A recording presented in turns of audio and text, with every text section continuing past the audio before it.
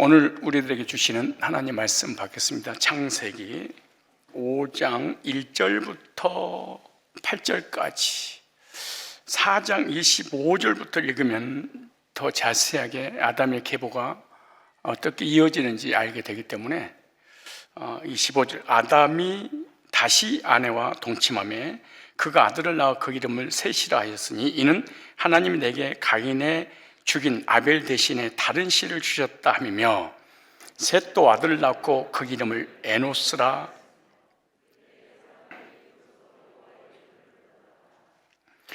아담의 자손의 계보가 이러하니라. 하나님이 사람을 창조하실 때 하나님 형상대로 지으시되 남자와 여자를 창조하셨고 그들이 창조되던 날에 하나님이 그들에게 복을 주시고 그들의 이름을 사람이라 일컬으셨다. 아담이 130세에 자기 모형 곧 자기 형상과 같은 아들을 낳아 이름을 셋이라 하였고 아담이 셋을 낳은 후 800년을 지내며 자녀를 낳았으며 그가 930세를 향수하고 죽었더라. 셋은 105세에 에노스를 낳았고 에노스를 낳은 후 807년을 지내며 자녀를 낳았으며 그가 912세를 향수하고 죽었더라. 이 그리스도의 계보를 이어갈 아담의 족보, 즉 생명의 족보, 오늘 한 사람을 더 소개하려고 합니다. 그래서 오늘은 에노스에 대해서 말씀을 좀 구속사로 또 우리에게 적용되는 부분을 함께 은혜를 받았으면 좋겠습니다. 아담의 계보, 생명의 계보, 즉 한마디로 얘기하면 그리스도의 계보를 이어갈 이 사람들입니다. 그래서 아담의 족보는 그리스도의 계보이다. 우리가 이 시간에 구속의 계보를 깨닫게 되는 데 목적이 있고 구속의 계보가 어떻게 이어져서 어떻게 성취됐으며 나에게는 어떻게 적용되어져서 구원받게 되는가를 이 시간에 깨닫는 시간이 되었으면 좋겠습니다.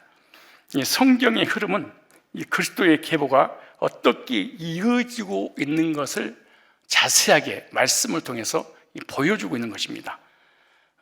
성경은 도덕이나 윤리나 어떤 세상을 소개하려고 기록된 책이 아닙니다. 어떤 은사를 경험해서 기도를 많이 해서 응답받게 하려고 하는 그런 것은 하나의 일부분이지 본질적인 것은 아닙니다. 성경 창세기 1장부터 마지막 장까지 그리스도의 계보가 어떻게 이어지고 성취됐고 적용되었는가를 오늘 우리들에게 깨닫게 하려고 구속사 중심으로 성경을 기록했으니까 구속사 중심으로 성경을 읽으면 그 구속사 안에 예수님을 발견하고 예수님을 발견한 사람은 나의 구원을 거기서 발견하게 됩니다. 왜냐? 성경은 구속사의 족보이기 때문에 그렇습니다. 온죄를 가지고 태어난 아담의 후손 인류는 어린 나이부터 시작해서 태어나는 순간에 노년에 이르기까지 다 온죄를 가지고 태어나서 살아가는 삶 가운데 율법을 범한 자범죄를 짓게 되죠. 자범죄는 어디로부터 출발했느냐? 온죄로부터 출발한 거예요. 그 온죄로 인해서 죄와 저주와 사망과 사단의 권세 아래서 영원히 지옥의 형벌에 들어갈 수밖에 없는 그런 인생들입니다. 그래서 창세기 3장 15절이 구약 성경의 가장 중요한 구절입니다.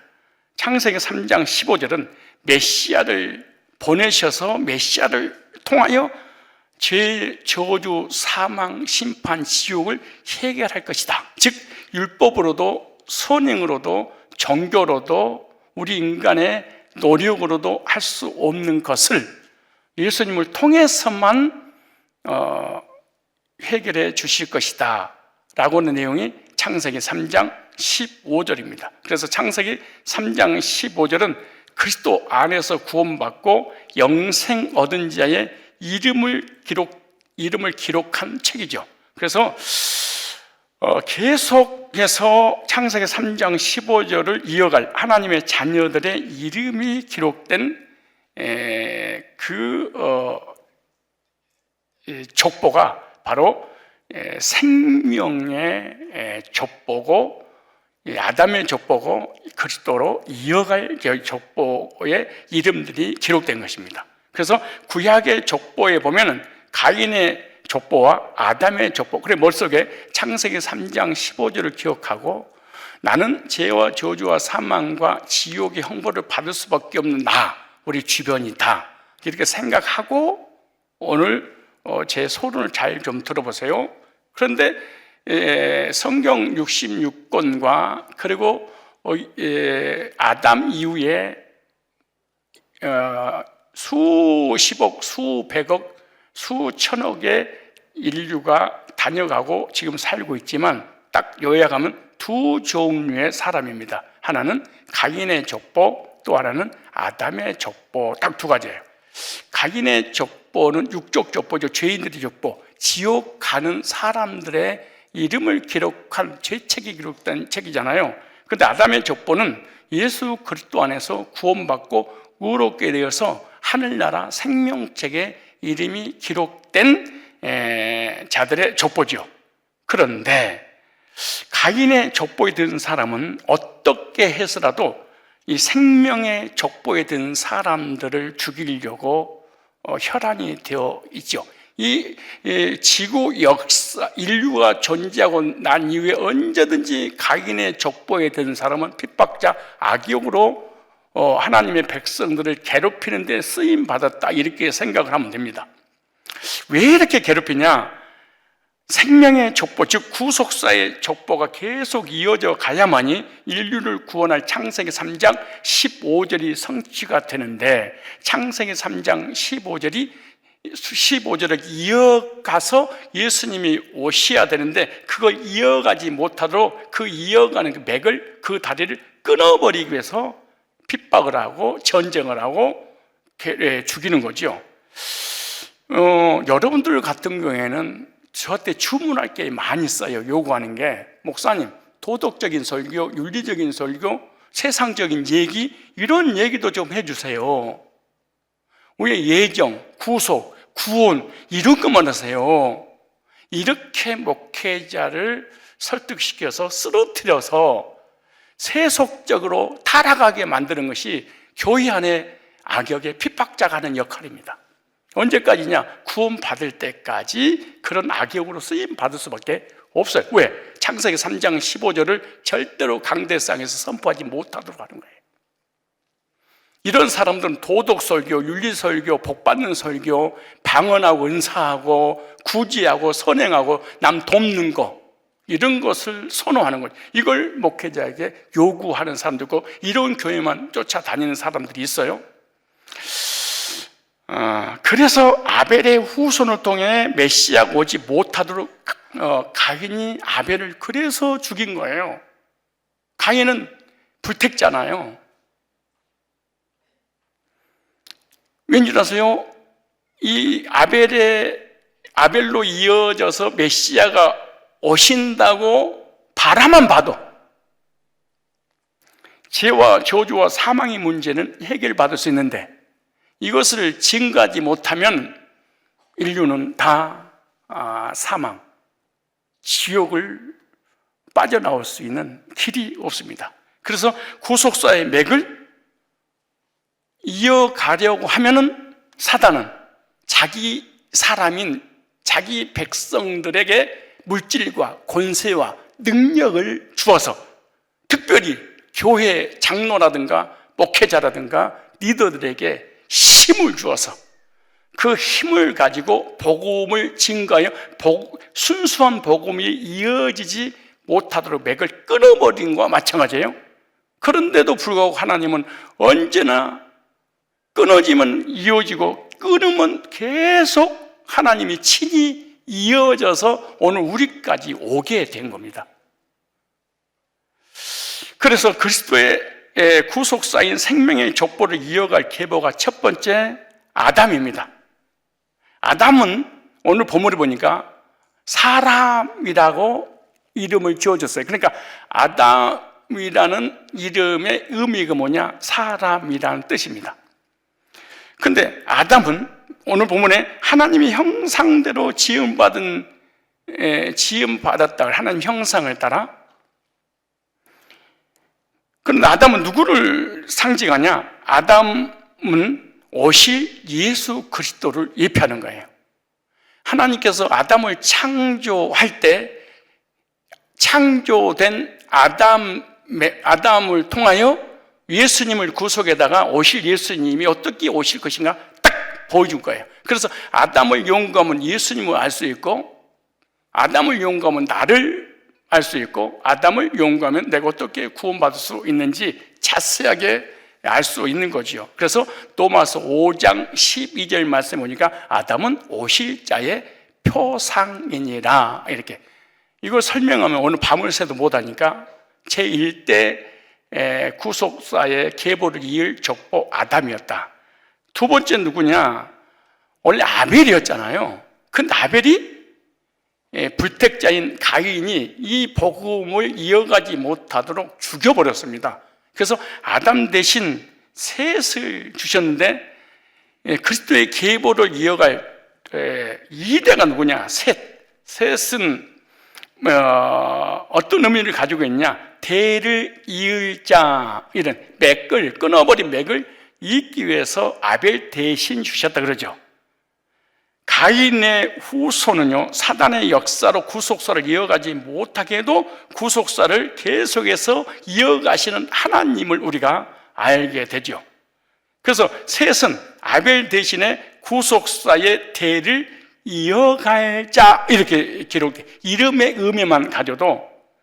그래서 셋은 하나님과 우리 인간의 관계를 이어줄 아벨을 죽여버리니까 다시 아벨 대신 하나님과 우리 인간의 관계를 이어갈, 하나님과 우리 인간의 관계를 회복시킬 그런 그 사람의 셋인데, 셋은 구속사를 이어가게 해주는 그런 인물이죠. 그래서 창세기 5장 3절을 보니까 아담은 130세 자기의 모양 곧 자기의 형상과 같은 아들 낳아 이름을 셋이라 하였고 그랬어요. 그러니까 저번 시간에 했지 않습니까? 또 들어보세요. 그래서 구속사의 그리스도의 혈통인 아담의 계보는 셋으로부터 이어지게 되죠. 이 셋을 통해서 하나님이 구속의 계보를 이어간다는 그런 의미를 가지고 이름을 지었어요. 그래서 그 이름들 속에 구속사와 또 어떻게 우리가 받는지에 대해서 기록한 거예요. 그런데 오늘 셋을 좀 더 볼까요? 아담이 셋을 낳는데 그 아들을 낳아. 저번에도 말씀드렸는데 이 말씀에 은혜를 많이 받았죠. 아들을 낳아 그랬어요. 구속사에 들어오는 사람들의 탄생은요, 사역형으로 쓰고 있어요. 즉 주체가 내가 아니라 타인이 낳게 하는, 내가 낳고 싶어서 낳은 게 아니고, 자연인은 가인의 후손들은 가인이 낳고 싶어서 주체가 사람 나여요. 그런데 사역형으로 낳았던 이 셋은요, 하나님에 의해서 태어난 사람이에요. 달라요, 이게.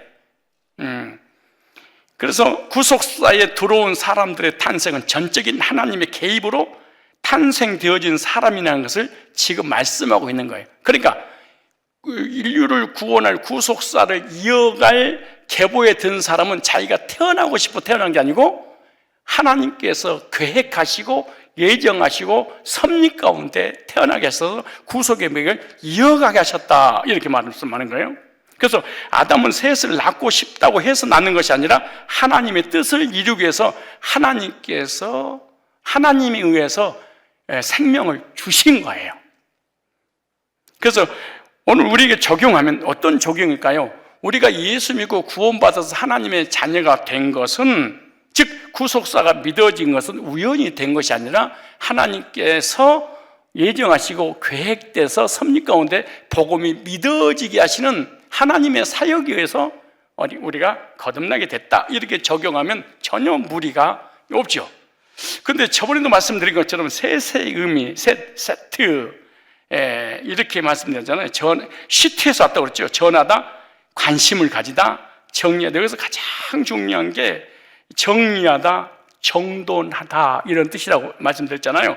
가인이 아벨을 죽이고 난 이후에 구속사의 맥이 끊어질 줄 알았잖아요. 그런데 구속사의 족보를 이어가도록 아담을 통하여 아벨 대신 셋을 연결하여 주시는데, 셋을 통해서 구속의 역사에 관심을 가지고 있다, 관심을 가지다. 그래서 다시 대를 이어서 구속사의 관심을 하나님이 가지시고 우리가 구속사의 관심을 갖도록 하셨다. 그 이름 속에 구속사의 관심을 하나님이 갖고 계셨고, 또 셋의 이름 속에서 이름 부를 때마다 하나님은 구속사의 관심을 가지고 계시고 그 구속사를 통해서 우리를 구원할 관심을 가지고 계시는구나. 셋의 이름을 통해 셋 이름만 불러도 주변 사람이 예수님의 구속사를 알게 되었다, 이렇게 이해를 하셔야 됩니다.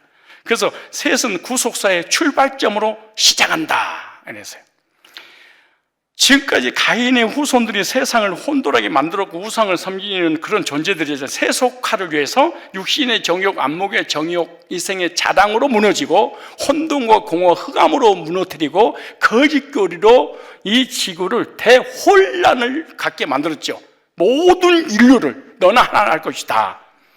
그런데 하나님은 이때 셋을 중심으로, 셋을 통해서 영적으로 혼란하고 혼돈스러운 것을 정리하셨다. 이름만 불러도 셋은 하나님께서 셋을 통해서 인류를, 이 시대를 정리하시는 분이구나, 이 시대를 정돈하시는 분이구나. 당시 가인의 문화로 혼란스러운 거짓 진리를 정리하고 정돈하고 정화 작업을 하셔. 이름 속에 딱 읽는 거예요. 얼마나 엄청난 의미가 있습니까? 그래, 이름 부를 때마다 하나님을 딱 떠오르는 거예요. 이 시대의 거짓 진리를, 그 다음에 혼돈스러운 것들을 다 뭐 할 것이다. 이 사람이 복음을 전할 때마다, 메시아를 전할 때마다 정리, 정돈, 질서가 잡히게 될 것이다. 우리도요, 셋이라는 목회자를 만나기 전까지는, 다현이 뒤에 앉아있는 마스크 누구예요? 까만 마스크. 다현이 뒤에. 다현이 뒤에. 누구 이렇게 내려보세요. 누구예요?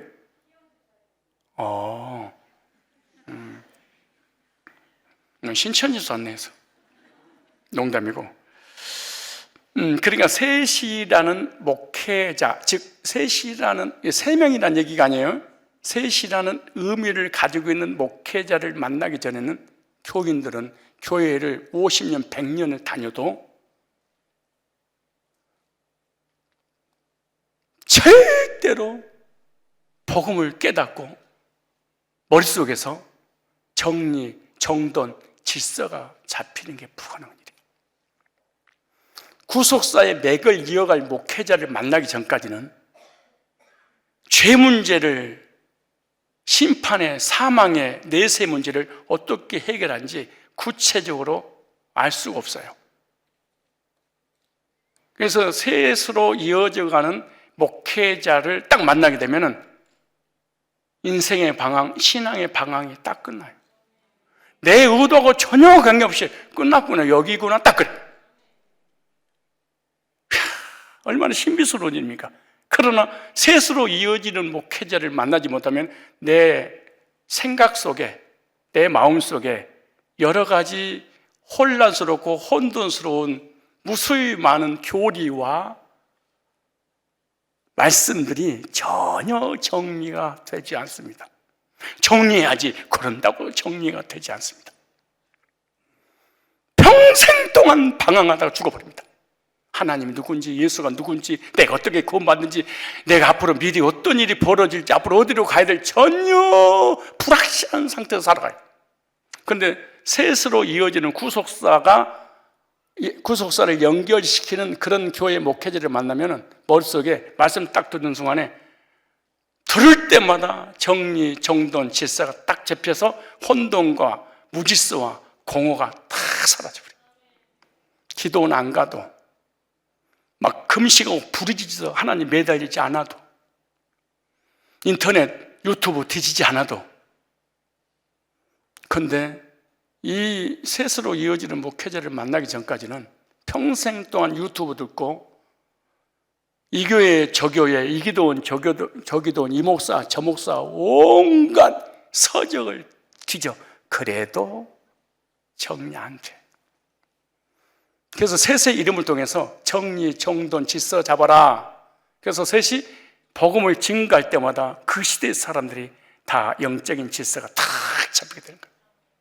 이게 셋을 통해서 구속사의 계보를 이어가는 그 메시지가 바로 하나님 안에서 말씀으로 질서를 잡아주고 정돈해주는 그런 의미가 있다, 이렇게 생각하시면 됩니다. 그런데 구체적으로 셋으로 이어지는 계통의 주인공이 오셨는데 그분이 바로 예수 그리스도를 통해서 성취가 되고 계속해서 구속사의 맥을 구원받은 성도를 통하여 맥 이어가도록 하시죠.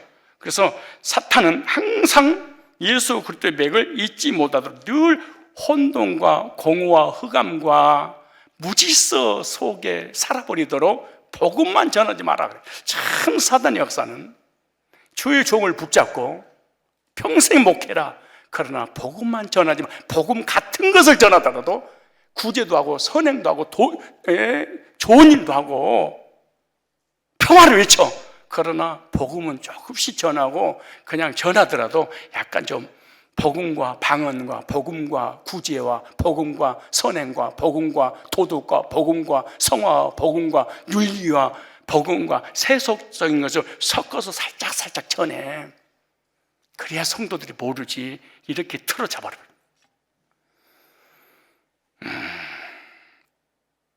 우리 교회가 셋으로부터 이어지는 구속사의 계통의 족보에 든 교회인 줄로 있습니다. 이제 제3대 족보, 2대 족보는 저번 시간에 했었던 건데 김주석 집사님이 안 나와서 잠깐 요약을 해서 목자가 됐는데 목자가 모르면 안 될 것 같아서 한 번 더 들었으면 좋겠어. 우리 김주석 한 명을 위해서 이렇게 준비를 했다. 이제 3대 족보인데 3대 생명의 족보예요.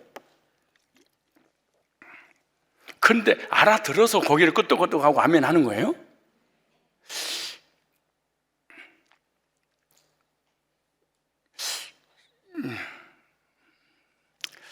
의심을 우리가 해야 되는가요? 3대 생명의 족보가 누구냐? 3대로 이어져가는 사람이 오늘 본문에 보니까 에노스입니다. 에노스를 통해서 구속사의 맥을 또 이어가죠. 이 에노스는 고난당하는 예수 그리스도를 예표하는 인물이다. 이걸 딱 머리에 기억을 하셔야 됩니다. 아까 창세기 3장 15절 또 가인의 후손이 창세기 3장 15절을 붙잡고 증거하는 사람들이 증거하지 못하도록 죽여버리고 핍박하고 온갖 고난을 다 준다라고 말씀드렸어요. 마찬가지로 에노스라는 이 이름을 머릿속에 이름 부를 때 머릿속에 떠올려야 될 게 뭐냐? 에노스는 태어날 때부터 죽을 때까지 고난을 당하며 살았습니다. 태어날 때부터 이 사람은 정상적으로 태어난 사람이야. 아주 약하게 태어났어요. 그러니까 하나님은 의지하고 살아갈 수밖에 없는, 태어날 때부터. 그러니까 저주받은 이러면 안 됩니다. 우리가 가난하고 병들고 막 암이 걸리니까 저주받은 거야? 이렇게 생각하면 안 돼. 그럼 돈 많이 있고 건강한 사람은 선택받은 거예요. 이런 사람 불신자가 더 돈 많아요, 우리들보다. 그런 얘기하면 안 돼. 그리고 이 에노스의 그 고난을 통하여 고난당하실 예수 그리스도를 예표해주고 있는 거예요. 그래서 에노스를 볼 때, 에노스의 약함을 볼 때, 에노스의 이름을 부를 때마다 앞으로 에노스가 예수님의 계보를 이어갈 역할을 할 사람이구나 깨닫고 에노스를 통해 예수님을 발견하고 에노스를 통해서 예수님 발견하는 순간에 복음으로 구원받게 되는 거예요. 이게 에노스입니다. 이게 성경이 다 예수에 관한 얘기예요. 그럼 에노스를 통해서 우리에게 주시고자 하는 메시지가 뭐냐? 구원받은 백성들은 고난받으신 예수님을 믿고 구원받게 된다. 에노스를 통해서 그 시대 사람도 오늘 우리들도 에노스의 이름의 의미만 전해줘도 구원받게 돼 있어. 얼마나 신비로워요. 그러니까 창세기를 성경 66권 중에 어디를 읽어도 구원받게 됐어. 이게 성경이에요. 여보세요. 창세기 5장 6절에 눈을 크게 뜨고 한번 읽어볼까요? 시작. 셋은 105세에 에노스를 낳고, 여러분들도 에노스를 낳고 싶으면 105세까지 장수를 하시면 에노스를 예를 쓰면 나옵니다. 이게. 자, 먼저 이거는 뒤죽박죽이니까 단어와 문법만 해석을 해주니까 여러분이 잘 정리정돈. 원래 학자의 특징이 하나 있어요. 학자들은요, 대충 말하는데 정확하게 논리적으로 적어. 이게 학자의 은사가 있는 사람이에요. 상대방이 막 앞뒤 뭐 주어도 뭐 목적어도 아무것도 없어 막 말해. 근데 기자들은 기가 막힌 논리로 탁 써가지고 탁 신문이 되잖아요. 오늘 여러분들의 좀 있습니다. 에노스는 대충 하니까 여러분 정확하게 한번 정리를 한번 해보세요. 첫째, 에노스는 출생할 때 이 출생했는데 그 출생할 때 단어와 문법의 의미를 통하여 구속사를 좀 발견하게 됐어요.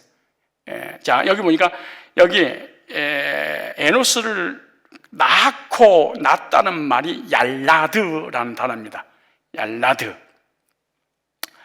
이 의미는요, 출산하다, 해산하다 이런 뜻인데요. 문법이 어떻게 됐냐? 셋이 에노스를 낳았을 때는 문법이요, 사역형으로 쓰였어요.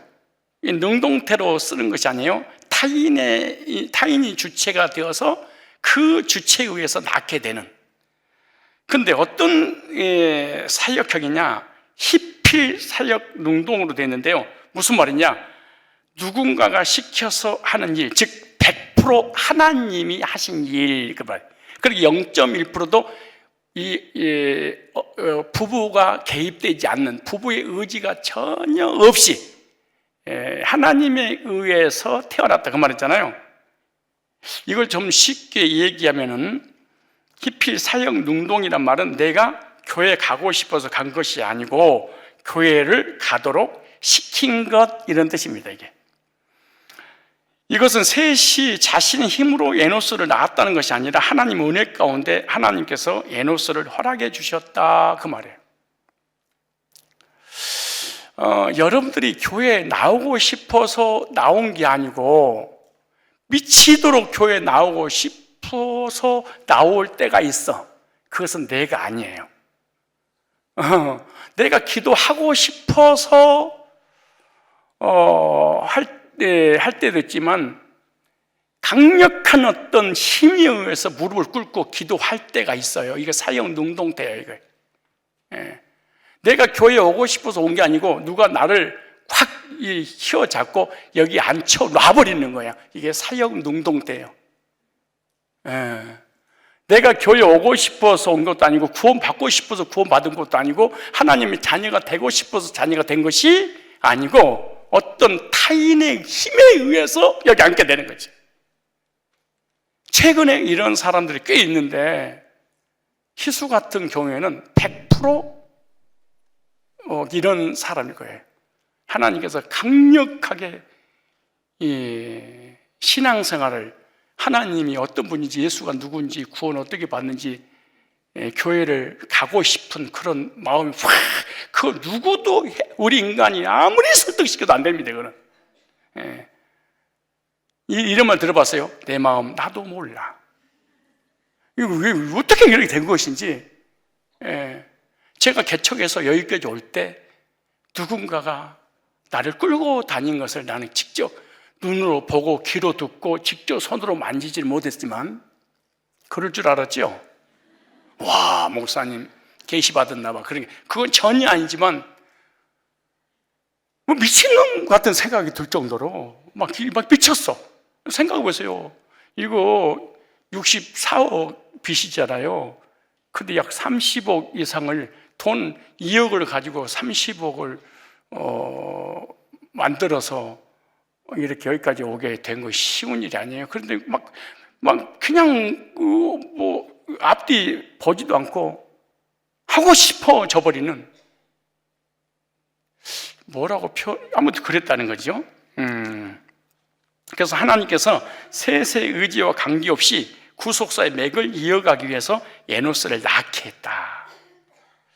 그 에노스 속에 예수님을 거기다가 두신 거죠.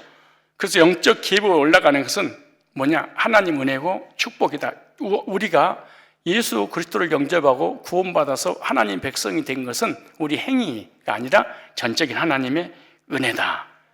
우리가 예수 믿고 싶어서 믿고 신앙생활 하고 싶어서 신앙생활하고 천국 가고 싶어서 가는 게 우리는 아무런 상관이 없었던 사람이에요. 그런데 하나님께서 여기까지 인도하시고 인도에 나가시는 거죠. 하나님의 전적인 주관하심의 에노스도 올라갈 수 있다는 것을 지금 말씀해 주고 있는 거예요. 우리가 구원받고 싶다고 해서 구원받은 것이 아니라 전적인 하나님의 은혜다. 즉 히필 사역 능동 동사로 예수가 믿어져서 구원받도록 하나님이 시켰다. 즉 요한복음 1장 12절에 영접하는 자 곧 그 이름을 믿는 자들인 하나님의 자녀가 되는 권세를, 그러니까 내가 예수님 영접한 것처럼 자유의지가 발동된 것처럼 느껴. 그래서 알미니안주의가 나온 거예요. 내가 예수를 믿은 거지. 그런데 그 다음 절을 알미니안주의는 안 읽어서 그래요. 이는 혈통으로나 육적으로나 사람의 뜻으로 나지 아니하고 오직 하나님께로 난 자들이니라. 하나님께서 믿어지게 하고 낳게 주셔서 우리가 거듭난 것이지, 우리가 구원받고 싶다고 해서 구원받은 것이 아니다. 혈통으로나 육적, 내 혈통, 기독교 집안이어서 육적, 내 노력으로 예수님 영접한 게 아니라, 이렇게 말하잖아요. 저와 여러분이 구원받았다면 하나님의 사역 능동태로 우리가 거듭나게 된 줄로 믿습니다. 100% 누구의 은혜로? 하나님의 은혜로. 내 거 50%, 하나님 50% 이렇게 된 게 아니에요. 그래서 에베소서 2장 8절로 9절에 보니까 너희가 그 은혜를 인하여 믿음으로 말미암아 구원을 얻었나니, 믿음으로 구원을 얻었나니 이것이 너희에게서 난 것이 아니요. 그래. 너희에게서 난 것이 아니요. 하나님의 선물이다. 구원의 선물이다. 선물. 그래서 구원받은 사람 기뻐하고 좋아하고 신나는 것이 선물을 받아서 그런 거예요. 구절에 보니까 행위에서 난 것이 아니니 누구든지 자랑치 못하게 하렴이라. 여기서 교회에서 신앙생활을 잘난 체 하는 사람 특징이 거의 행위로 구원받은 사람들입니다. 행위로 헌신한 사람입니다. 이런 사람들 보상 심리가 있어요. 내가 이렇게 했는데 나를 안 알아줘? 이런 사람은 거의 나중에는 덤비는 쪽으로, 교회를 엎어버리는 쪽으로 반드시 가게 돼 있어. 왜? 행위로 내가 노력해서 구원받고 내가 노력에 헌신했으니까 반드시 내가 보상을 받아야 되겠다는 거예요. 그런데 은혜로 구원받은 사람 특징은 겸손과 감사입니다. 그럼요. 다 공짜인데 우리가 세상에 살고 세상 사람들과 같이 있지만, 섞여 살고 있지만 우리는 세상의 사람이 아니고 하나님의 사람들이고 구원받은 사람들이고 생명의 족보에 기록된 하나님의 사람들인 줄로 믿습니다. 그렇다면 두 번째, 에노스의 이름의 문법의 의미를 보겠습니다. 자 보세요. 창세기 4장 26절에 보니까 셋도 아들을 낳고 그의 이름을 에노스라 하였으며, 에노스의 이름의 의미가 셋이 에노스를 낳은 후, 그 다음 보세요. 그때 사람들이 비로소, 나는 옛날에 몇 년 전에 이 말씀을 전했는데 다른 말씀을 하려고 창세기 6장 1절 이하를 준비하다가 이 말씀 한 번 더 전해주고 싶은 생각이 확 들더라고. 그런데 보세요. 셋도 아들을 낳고 그 이름을 에노스, 셋이 아들을 낳고 에노스라고 했어요. 그러나 보세요. 그때 에노스를 낳고 난 다음부터 에노스를 보면서 어떤 일이 벌어졌어요? 사람들이 비로소 여호와의 이름을 불렀더라. 그리고 에노스를 통해서 예수가 누군지를 알았어. 구약에는 예수가 없다고요? 구약에는 율법 시대라고요? 저주받은 짓거리입니다 이게. 구약에는 선한 양심으로 복음이 기독교에 들어오기 전에는 착하면 천국 가고 착하지 않으면 지옥 간다고, 그런 개똥 철학이, 그런 개똥 교리 전부 다 이단들이 만든 거예요. 이번에 저 정동수 그 양반, 야, 교수라는 사람이, 목사라는 사람이 그따구 설교를 할 수가 있어? 그런 거짓말을 그렇게 담대하게 할 수가 있나? 10세 이하는 나는 기가 차고 눈곱이 차고, 아니, 나 그런 쓰레기 같은 교리를 만들 수 있을까요?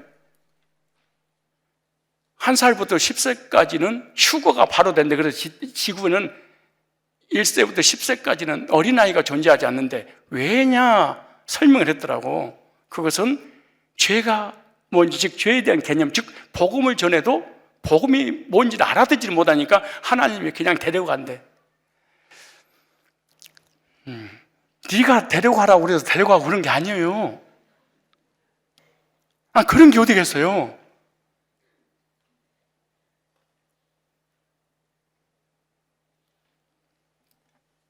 셋이 아들을 낳았는데, 그러면 가인의 후예들 중에 얘들은 다 천국 갔게?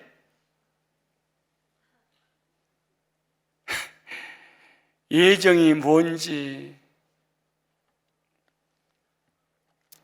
구원이 뭔지, 언제가 뭔지, 율법이 뭔지 전혀 모르는 사람이 목회자가 돼버리면 엉망진창이 되고, 도리어 무질서, 혼돈, 흑암 더 덮어버리는 거예요. 오리무중에 빠져버리는 거예요. 이게. 셋이 아들을 낳았는데 그의 이름을 에노스라고 했어요. 그때 사람들이 비로소 여호와 이름을, 신약의 여호와 이름, 예수의 이름을 불렀더라고. 여호와는 예수란 뜻이에요. 여호수와 예수, 구원자라는 뜻이에요. 왜 그랬을까요? 에노스는 바로 예수 그리스도를 상징하기 때문에 에노스 이름 속에 예수님을 넣어놓고 에노스를 통하여 복음을 듣고 구원받게 거예요. 여기서 낳고, 얄라드, 낳다, 출산하다, 해산하다, 창조하다 이런 뜻인데요. 셋이 아들을 낳았는데 에노스의 어머니 이름은 기록되지 않죠. 그 이유가 뭘까요? 에노스의 어머니가 아이를 낳게 하는 것이 너무나 고통스럽고 힘든 진통을 겪고 있다는 것을 말씀하고 있는 거예요. 그러니까 에노스를 낳을 때 이 어머니는 에노스를 낳다가 죽을 정도로 고통스럽게 애 낳은 거예요, 낳을 때. 그 이유가 뭐냐? 그러니까 엄마도 힘들고 아기도 힘들고. 그 이유가 문법 보니까 강조 수동태로 됐습니다. 무슨 말이냐? 내 의지하고 관계없이 강력한 힘에 의해서, 그 말이에요. 이 에노스를 낳은 거예요. 오늘 우리들도 교회에 나와서 예수 믿고 구원받는 것이 하나님의 강력한, 내가 꼭 나온 것 같아. 그런데 내가 나온 게 아니에요. 에노스가 이 땅에 태어날 때 고통 가운데 탄생했다는 것을 보여주고 있는 거예요. 여기서 창조하다 이런 뜻이잖아요. 창조. 이 말은 구속의 대를 이어가기 위해 새롭게 탄생할, 그래, 새로운 창조물을 준 거예요. 에노스를 엄청난 고통 가운데 탄생하고 있다는 것을 지금 보여주고 있는데, 에노스가 탄생을 보면서 뭘 깨달아야 되냐? 그 시대 사람이나 그 이름 속에 우리는 에노스가 탄생하는 그런 것들을 보면서 예수님의 탄생도 에노스 같은 탄생을 하시고 계신다는 것을 깨달으라는 거죠. 예수님이 탄생할 당시 헤롯은요, 예수님의 목숨을 노리고 죽이려고 했잖아요. 또한 예수님은 베들레헴에서 여관방 하나 찾지 못하고 당나귀 구유에서 가장 낮은 자의 모습으로 이 땅에 오셨잖아요. 빌립보서 2장 6절 7절에 예수님은 하나님이시잖아요. 그는 근본 하나님의 본체시나 하나님과 동등됨을 취할 것을 여기지 아니하고 종의 형체를 가져 종의 모양으로 나타나셨으며 죽기까지 복종하셨으니 곧 십자가의 죽으심이라 그랬어요. 하나님이 사람이 되셔서 종으로 노예로 왔어. 그리고 처참하고 비참하게, 하나님이 죄도 없으신 하나님이. 그래서 에노스는 예수님의 모형과 그림자고 표상이잖아요. 그래서 에노스를 보면서 예수님이 어떻게 탄생하실 것인가를 에노스를 통해서 알게 된 거예요. 왕궁에서 화려하게 왕자로 태어나는 게 아니다. 고통 가운데 태어나고 태어나자마자 예수님을 죽이려고 했잖아요. 이렇게 에노스처럼 예수님 오실 것이다. 그래서 구약성경 이사야 53장 5절에 그렇게 말씀하신 거예요. 그가 찔림을 이유 허물로 인하며 그가 상을 우리고 죄악으로 때문이다. 그가 징계를 받아 우리가 평안을 누리고 그가 채찍에 맞음으로 우리가 나음을 얻었도다. 그러니까 예수님은요, 이사야 53장에 고난을 당하셨어요. 그 이유는 에노스의 대를 이어서 우리를 구원하시려고. 그래서 예수님께서 나를 대신해서 찔림을 당하셨잖아요. 그러므로 언제가 사라졌다 그 말이죠. 예수님 몸이 상함으로 우리의 죄악인 자범죄가 해결됐다. 예수님의 징계를 당함으로 우리의 질병의 저주가 끝났다. 예수님 채찍이 맞음으로 우리의 질병과 저주, 징계가 채찍이 다 건강을 회복시켜 주신 거죠. 그래서 중요한 것은 예수님과 에노스가 태어날 때 신기하게도 문법이 똑같습니다. 에노스가 낳다, 예수님이 오실 때도 똑같아요. 예수님의 찔림과 상함이 에노스가 태어날 때 쓰인 문법인 강조 수동태로 사용하고 있어요. 에노스가 이 땅에 태어날 때 고통 가운데 태어난 것을 보여주고 있는 것은 무엇을 말씀하고 있냐? 에노스가 고통 가운데 탄생되어 여호와의 이름을 부르게 하는 것처럼 예수님께서 십자가의 고통의 사건을 통하여 새로운 복음을 창조, 율법 말고 구약 말고 새로운 창조, 새롭게 우리가 허물과 죄로 죽었던 우리들을 예수님을 통해서 재창조하는, 그래서 저와 여러분은 재창조된 속사람이 거듭나서 천국 가게 만드는 거죠. 그래서 예수님이 십자가의 고통이 없이는 절대로 죄인들이 여호와 이름, 예수 이름을 부를 수가 없다. 그러니까 에노스를 통하여 여호와 이름을 불렀다는 것은 에노스를 통하여 예수님을 발견하고 예수님이 오셔서 그가 찔림 우리의 허물로 인하며 그가 상함 우리의 죄악으로 인하며 그가 징계를 받아 우리가 평안을 누리고 그가 채찍 맞음으로 나음을 얻었다. 예수님을 통해서 언제와 자범죄와 삶의 저주와 질병까지 해결을 해 주시는구나. 그걸 에노스를 통하여 깨닫고 구원받고 여호와 이름 불렀단 말은 여호와가 나의 구주구나, 예수님 나의 구주구나, 예수님이 나의 원죄와 자범죄와 삶의 저주와 육신의 질병까지 해결해 주셨구나 하면서 여호와 이름 부른 거예요. 에노스의 이름 하나만 가지고도 이걸 집회를 하면은 얼마나 많은 은혜들을 받게 되겠습니까? 그래도 우리 수혜를 하고 있으니. 그래서 예수님의 구속사를 믿는 사람들이 주님이 나의 구원자입니다 그리고 이름 부르는 거예요. 그럼 여러분들은 에노스로 이어진 예수님의 구속의 완성을 통하여 우리가 구원받고 여호와 이름을 부르게 되고, 우리를 통하여 구속사가 증거됨으로 다른 사람이 구원받고 여호와 이름을 부르게 된다면 우리는 구속사의 맥을 이어가는 교회가 분명한 거야.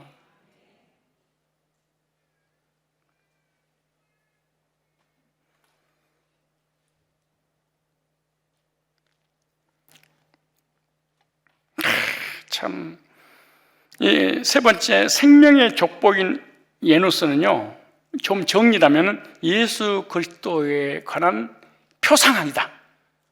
즉 예표, 모형이라는 거잖아요. 여기 좀 더 정리할 거예요. 사람들이 비로소, 아까 정리한 내용을 좀 다시 말씀드리면, 이 사람들이 비로소 이 말이 이 할랄이라는 단어인데요. 이 할랄이란 히브리어입니다.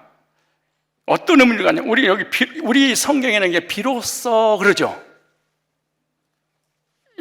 사람들이 비로소 여호와 이름을 불렀더라 그러잖아요.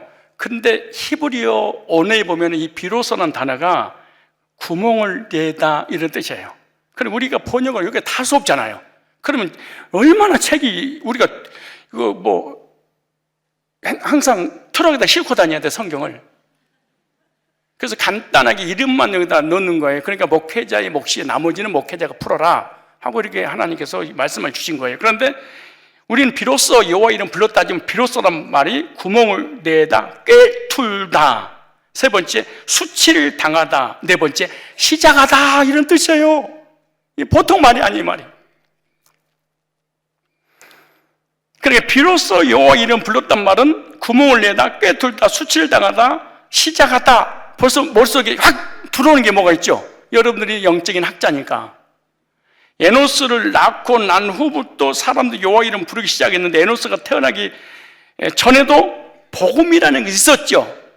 창세기 3장 15절, 창세기 3장 21절 복음이 있었잖아요. 온시복음이 있었잖아요. 그런데 가인의 후손으로 인하여 이 창세기 3장 15절과 창세기 3장 21절이 희미해져서 성도들이 세상으로 나가버렸습니다. 복음이 희미해지니까.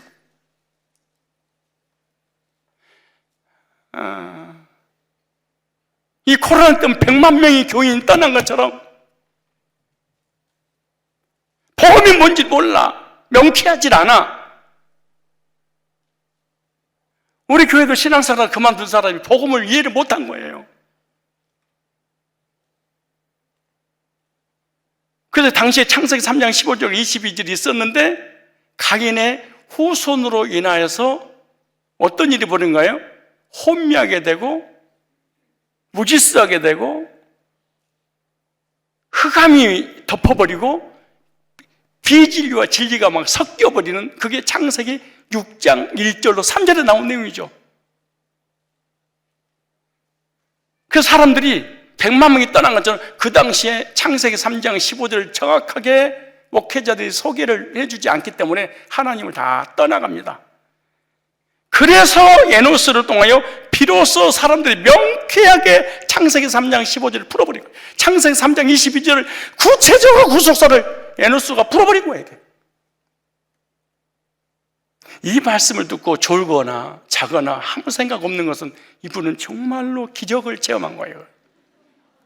정말 기적 중에 기적을 경험하는 사람들인데요, 이 하나님 이름을 불렀다는 것은 바로 에노스가 자신의 몸에 구멍을, 이거 얼마나, 이 비로소는 단어가 에노스 속에 어떻게 이루어졌을까요?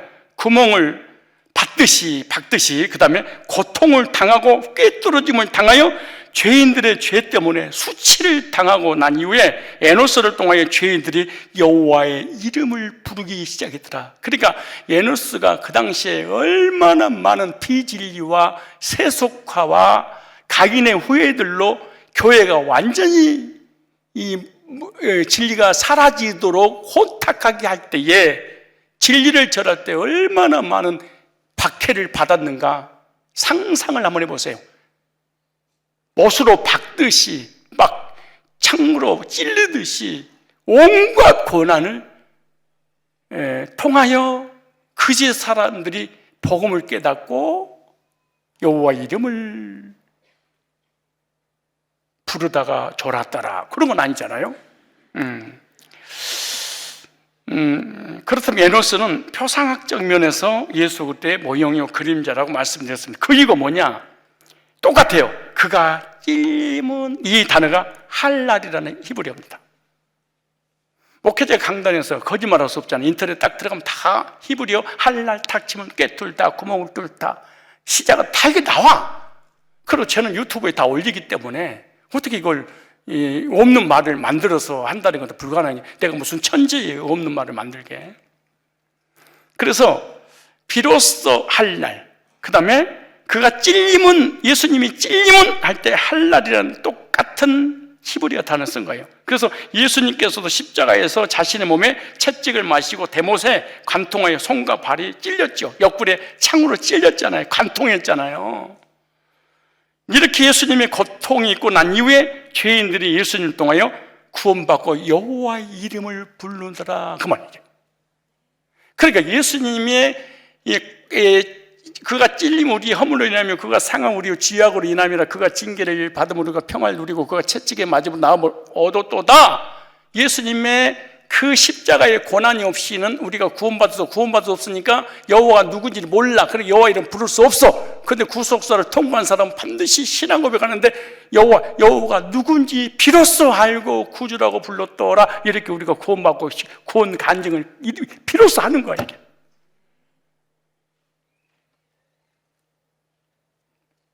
다시 누구를 통하여 복음이 사라졌어요? 가인의 후예들을 통하여 교회를 풍지박살나게 만들었어요. 율법주의, 신비주의, 신천지,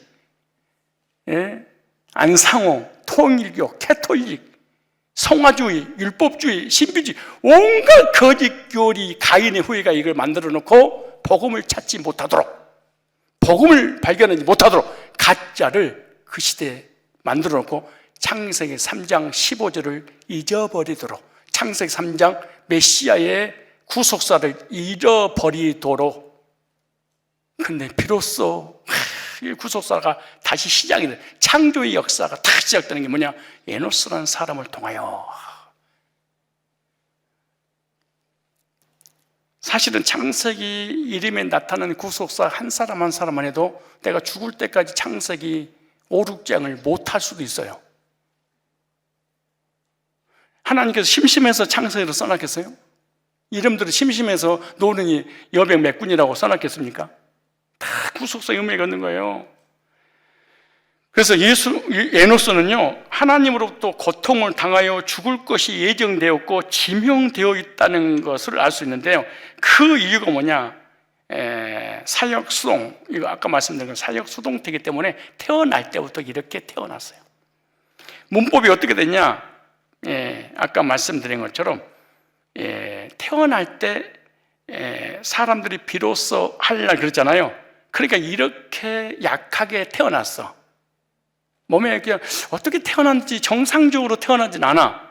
그러니까 그럼 이 속에서 에노스의 개인적인 신앙을 좀 유추해 보면 이런 의미가 있겠죠. 에노스는 태어날 때부터 약하게 태어났으니 그러므로 평생 동안 하나님만 의지할 수밖에 없이 태어났구나. 참 복이죠. 물질, 명예, 권세, 건강 아무것도 없이 태어났다가 아무 없이 갔어. 그럼 오직 하나님만 소유하고 간 사람이야. 참. 우리는 너무 많아. 건강 있지, 물질 있지, 지식 있지, 권세 있지, 돈 있지. 하나님을 의지하는 것은 10%도 안 돼. 장애자로 태어난 아이는요, 평생 부모님만 의지하면 살 수밖에 없어. 그리고 평생 부모님은 장애우 아이들을 책임질 수밖에 없어. 그런데 건강하면 지멋대로 살아가. 오늘 우리들도 마찬가지야. 태어날 때부터 저주받은 게 아니고 상처투성인 몸으로 태어났어. 할랄로. 사역 수동태로. 내가 이렇게 약하게 태어나고 싶어 태어난 게 아니고 하나님이 이렇게 내가 너 태어나게 한 거야. 왠 줄 아니? 너와 네 주변에 있는 모든 사람들이 나만 의지하게 하려고. 왜? 육신의 건강보다 이 땅의 부경화보다 건강보다 이 생 떠나가는 너무너무 좋은 그 나라가 이 땅에는 잠깐 왔다 가는 인생 아니냐? 하늘나라는 영원한 인생 아니냐? 그 복 주려고. 이게 에노스의 삶이야. 에노스의 인생이야. 나는 가까운데 그런 기도도 사실 합니다. 사람들이 들으면 그러겠지만 하나님, 하늘나라 가서 하나님 앞에서 마음껏 누리게 해야 되는데 교인들을 의지하고 물질을 의지하고 교회 교세를 의지해가지고 그 누림의 영광이 소멸된다면 다 우리 교회 무너져도 관계없습니다. 성도들이 교회를 다 떠나도 관계없습니다. 주님을 소유할 수만 있다면, 100% 소유만 할 수 있다면, 우리는 남편을 소유하고 아내를 소유하고 돈을 소유하고 명예를 소유하고 건강을 소유하고 지식을 소유하고 세상 것을 소유하지 사실은 하나님을 소유하는 거 아니? 만약에 이런 사람들이 있다면, 에노스 같은 사람이 있다면 무슨 저주를 받아서 이 가문이 이런데야? 막 조롱하고 희롱하겠죠. 그 시대 사람들이 얼마나 조롱하고 희롱했을까요? 가난하고 병들고 약하고 장애우로 태어난 이 아이들을 보면서 부모님을 향해 손가락하고 자녀를 향해 손가락할 때가 얼마나 많이 있을까요? 그렇게 평생을 살다 간 사람이 해놓습니다. 할날 꿰뚫다, 구멍을 냈다, 박다, 뭘로? 사역 수동태로. 그렇게 엄마가 태어나고 싶어서 태어나게 한 것이 아니라 내가 그렇게 한 거야.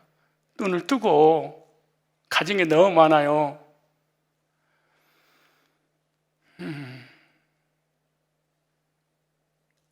예수님과 제자들이 가고 있는데 장님이 와서 소리를 지르잖아요. 그러니까 제자들이 묻습니까? 누구의 죄 때문에 저 모양이 됐습니까? 그래. 꼭 참 이렇게 우리 인간이 이럽니다. 누구의 죄 때문에 나면서부터 소경입니까? 무슨 죄 때문에 저주를 받아서 태어나자마자 장님으로 태어났습니까? 이렇게 죄 때문에 저주받을 수 있을까? 누구 때문입니까? 지 때문입니까? 조상 때문입니까? 성경이 이렇게 하나님의 영광을 위하여 그랬습니다. 우리는 전부 다 세상 중심, 세속적인 기준을 가지고 사람을 판단하고 정죄하잖아요. 그런데 하나님은 다른 영광을 주려고 이 땅에서 호사를 누리지 못하게 하시는 거예요. 다른 걸 주시려고.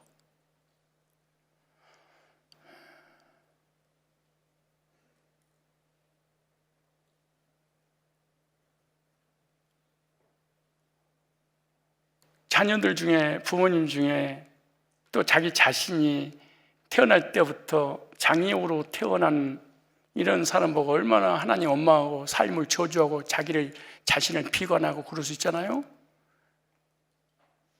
근데 성경에서 이렇게 말해.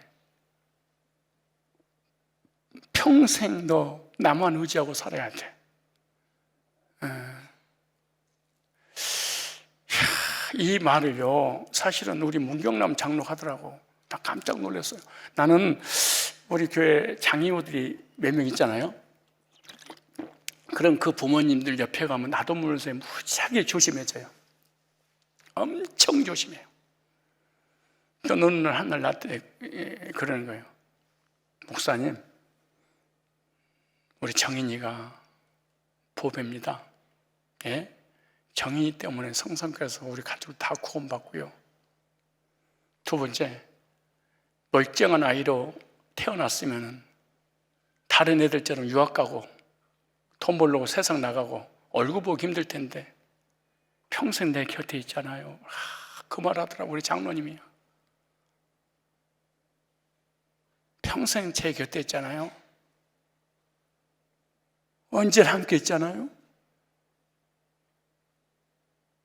난 너무 감사합니다 그러더라고.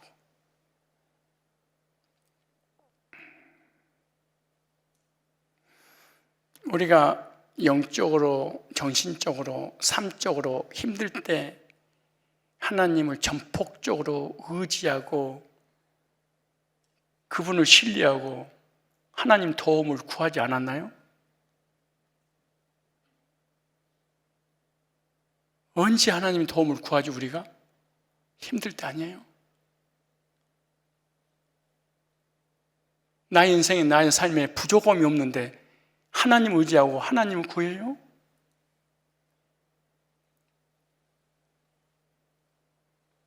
우리 인간의 이성으로 힘든 사람들을 세상에 안경을 끼고 제자들처럼 판단하고 정지하지만 주님은 다른 의도가 계셨던 거예요.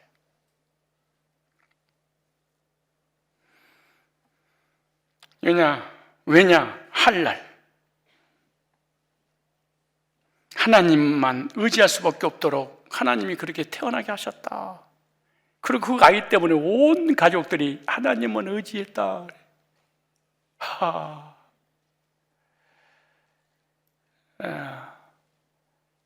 그래서 그들은 하나님 없이 못 사는 사람으로 하나님 만들어 주시겠다. 그렇게 성경이 말해. 할날 비로소. 바울이 그랬잖아요. 나의 약함이 하나님 안에서 강함이다. 나 약함이. 우리의 강함이 하나님과 멀어지게 만들지 않아요?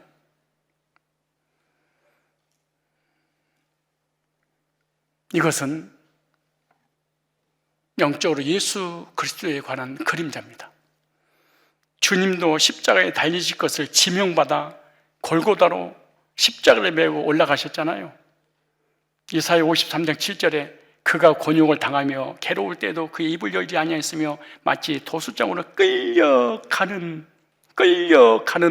어린 양과 털 깎는 자 앞에서 잠잠한 양같이 그 입을 열지 아니하도다. 예수님께서는요, 곤욕을 당하시고 괴로울 때도 그 입을 열지 않고 도수장으로 끌려가는 어린 양처럼 십자가에 올라가셨다. 여기서 끌려가는 단어, 끌려가다, 이것도 할 날입니다. 이 단어의 문법이 호팔형으로 됐어요. 사역 수동태입니다. 누군가의 시킴을 받아서 하는 일이죠. 지시를 받아서, 사주받아서 하는 거죠. 이것이 무엇을 의미하냐? 에노스가 하나님께 지명받아 고통을 당하고 괴로움을 당하여 지명되어 있는 것처럼 예수 그리스도께서 이와 같이 양이 도수장으로 끌려가는 것처럼 골고다 언덕에 묵묵히 십자가를 메고 올라가는 것이 지명되어 있다는, 꼭 에노스여야 돼, 꼭 예수여야 돼, 꼭 나여야 돼. 누구도 십자가를 대신할 수 없었다. 지명하여 불렀나니 지명됐다. 그러니까 예수님 외에 또 에노스 외에는 이런 고난을 당할 수가 없었다. 그렇죠?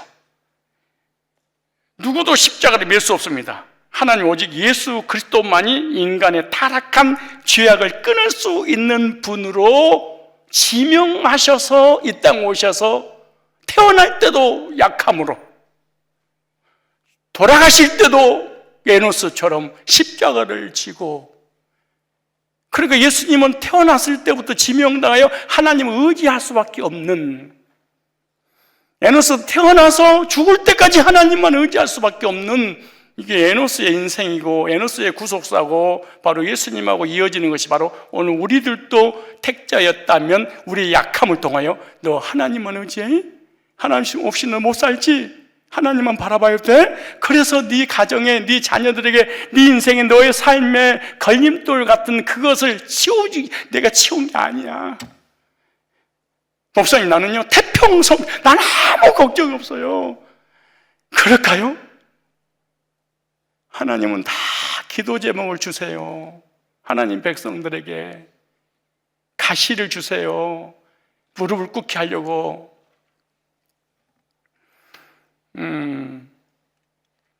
네 번째, 에노스의 이름의 의미를 하고 마치겠습니다. 에노스는요 에노쉬에서 왔습니다. 에노쉬, 고통받는 인간, 이런 의미입니다. 고통받는 인간. 이 단어의 문법, 단어를 보면요 아나시에서 왔는데요, 상처를 입다, 낫지 아니하다, 고칠 수 없다 에서 유래됐어요. 그런데 문법이 뭘로 되냐? 부활용으로 됐어요. 부활용으로 에노스가 태어났잖아요. 강조 수동체, 주체가 타이예요. 강한 타이적 표현이 강한 힘이에요. 거부 못하고 당함을 얘기하는 건데, 에노스는 이름 속에 나타나고 있는 것처럼 예수 그리스도의 그림자예요. 그러니까 태어나서부터 고통이 있었고 많은 상처를 입고 태어나서 힘들게 인생을 살아가게 된다는 걸 말씀하고 있는 거예요. 그러니까 태어나서 고통 가운데 태어났고 평생 동안 고통 가운데 살다가 고통 중에 죽었던 사람이 에노스였어요. 몸에는 고칠 수 없는 많은 병들을 가지고 약하게 태어났습니다. 그 시대 어떤 의원도 고칠 수 없는, 이것은 앞으로 오실 예수의 그림자예요. 죄를 짊어지고 가는 운명을 예표하고 있는 인물이에요. 에노스의 삶을 통해서 많은 사람들이 여호와의 이름을 불렀더라. 태어날 때부터 죽을 때까지 예수님의 구속사를 이어갈 예수님의 모습으로 살았습니다. 그리고 에노스를 통하여 예수님 발견했어요. 그리고 구원받았어요. 그리고 여호와의 이름을 불렀어요. 이와 같이 오늘 우리들도 예수님의 구속사를 통하여 구원받고 여호와 이름을 부르고 여호와 이름을 부르는 중에 다른 영혼들이 구원받고 에노스처럼 여호와 이름을 부르게 되는 거죠. 그렇다면 이제부터 우리들도 에노스가 연약하여 오직 주님을 바라보고 주님을 의지하고 주님 없이는 못 사는 인생으로 살아간 것처럼 우리의 삶도 주님만을 의지하며 살아갈 때 에노스의 계보를 이어가는 구속사의 족보에 든 하나님의 사람들이 있다. 이런 결론이 말씀을 통해서 주어지게 되는 겁니다. 사람을 의지하지 말고 사람 그래 무시하고 살아가요? 그 얘기는 아니에요.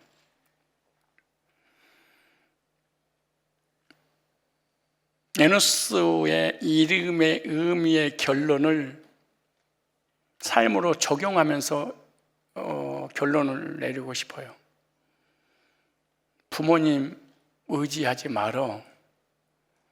남편 의지하지 말어. 아내 의지하지 말어. 돈 의지하고 명예, 자식, 지식 의지하지 말고 영원히 너의 의지의 대상은 하나님밖에 없단다. 나만 의지하며 살아가려고 내가 너를 택한 거야. 나만 의지하며 살아가려고 너를 구원한 거야. 나만 의지하며 살아가려고 지금까지 인도한 거야.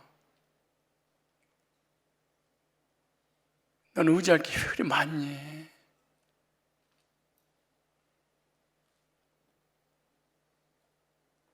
의지하다가 상처받고 의지하다가 괴로워하고 의지하다가 고통받고 낙심하고 절망하고 이건 한마디로 하나님 없이 살아가는 인생은 고통과 불행투성입니다. 너 나만 의지하면 안 되겠냐? 나 의지하지 않고 돈 의지하고 세상 의지하고 재물 의지하고 명예 의지하고 네 자존심 의지하고 살아가니까 고통스러워 괴롭지 않냐?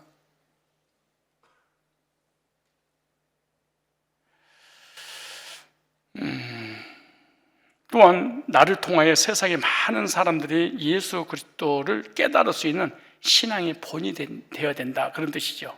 그래서 셋을 통해서 타락한 세상 문화를 정리정돈 바르게 영적 질서를 세운 것처럼 우리들도 복음을 증거하여 하나님 없이 사는 저 영혼들에게 복음을 증거하여 질서를, 바로 영적 질서를 세우는, 어디서 와서 무엇 때문에 살며 어디로 가는지 혼탁한 세상에 바른 길을 제시할 수 있는 영적 가이드 내비게이션이 돼야 되지 않겠니? 라는 하나님께서 우리에게 주신 메시지입니다. 그리고 에노스를 통해서 그 뒤에 사람들이 비로소 여호와 이름 불렀던 것처럼 구원받은 이후 나를 통해 세상에 많은 사람들이 주님을 깨닫고 복음을 듣고 구원받기 하기 위해서는 너도 영적인 것도 삶도 에노스 같은 삶을 살아야 되지 않겠냐, 이렇게 말씀하고 있습니다. 이 말씀을 듣고 여러분들의 반응은 무엇입니까? 기도하겠습니다. 각자 기도할 때 중심을 가지고 내 기도를 하나님이 옆에서 듣고 계시죠. 0.1초도 안 돼서 하나님은 내 기도를 정리정돈 질서를 잡아서 나에게 필요한 것에 응답하시는 참 좋으신 능력의 창조주 하나님이십니다. 주의 택한 백성들을 죄와 저주와 사망에서 구원하시려고 구속사를 이어갈 하나님의 사람들을 보낼 때마다 사단은 인류의 구원을 방해하기에 영적인 계보를 이어갈 불택자들을 통해 온갖 박해와 거짓 교리로 미혹하여 생명의 맥을 끊어 구원의 역사를 이루지 못하게 하지만 하나님께서는 살아계셔서 언제나 변함없이 생명의 족보의 맥을 이어가게 해주셨고 때가 참에 아들을 보내사 십자가에서 구속을 이루시고 생명의 맥을 이어 저희들도 죄와 사망의 법에서 해방받아 구원받고 영원한 하늘의 생명의 족보에 그리스도의 계보에 기록될 수 있도록 은혜를 베풀어 주셨사오니 저희들도 세상이 유혹하고 불택자들의 핍박과 이단의 거짓 교리로 방해한다 할지라도 복음의 사명을 감당하여 복음의 맥을 이어주는 생명의 족보의 사명자리 다 되게 하여 주옵소서.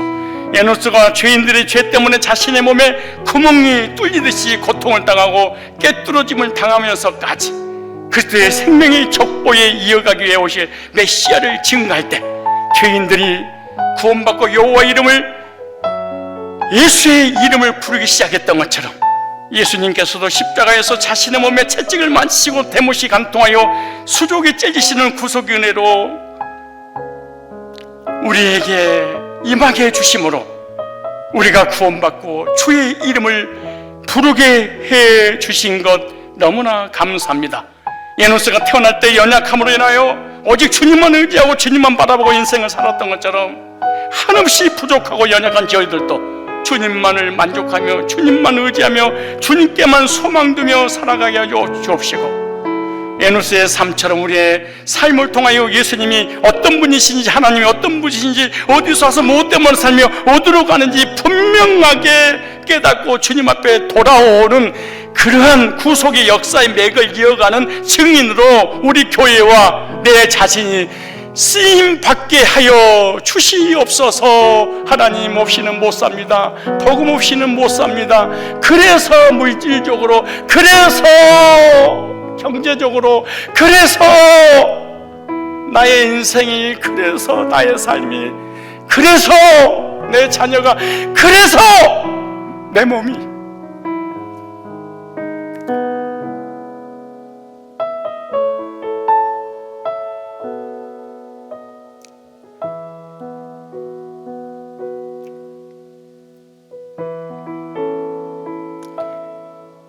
그러셨군요.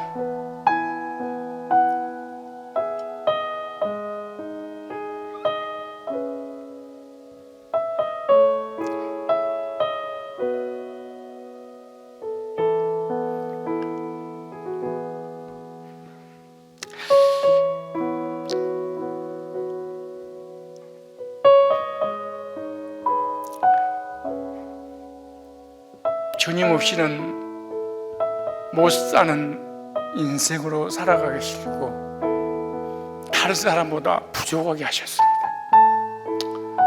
못나게 하셨습니다. 약하게 하셨습니다.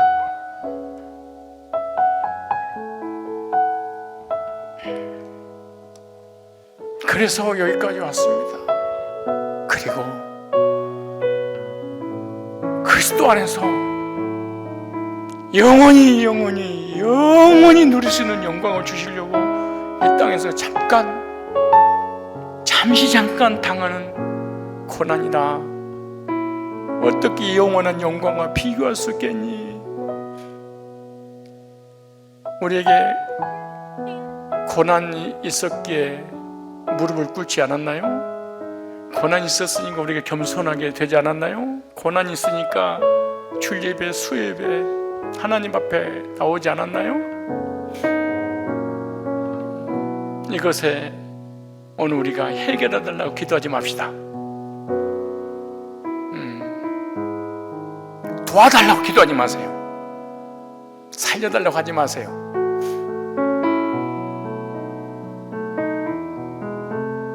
딱 한마디만 질문하세요. 그래서 그랬었군요.